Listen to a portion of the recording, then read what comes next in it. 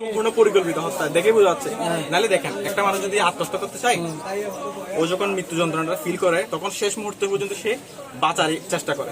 এখন ও যে উচ্চতায় ওই দড়িটা লাগাইছে, ওর হাইটের মাত্র 5-6 আঙ্গুল উপর হবে, আর ওর পাশে চেয়ার ছিল, ও বাঁচার চেষ্টা করতে অবশ্যই স্বাভাবিক।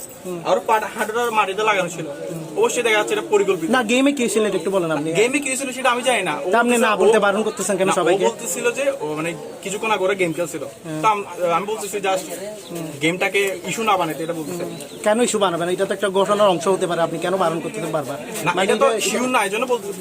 না, আপনি কেন বারণ করতেছেন? এটা ইস্যু না হতে পারে, এটা একটা তদন্তের অংশ হতে পারে, আপনি কেন বারবার বারণ করতেছেন? কেন পরিকল্পিত মারা বোঝা যাচ্ছে, সেজন্য আমি এটাকে ইস্যু না বানাইতে বলতেছি। আপনি কেন বারণ করতেছেন যে অন্যজনকে এটা না বলার? মানে কেন ইস্যু না হতে? আপনার আমিও শিওর না, আপনিও শিওর না।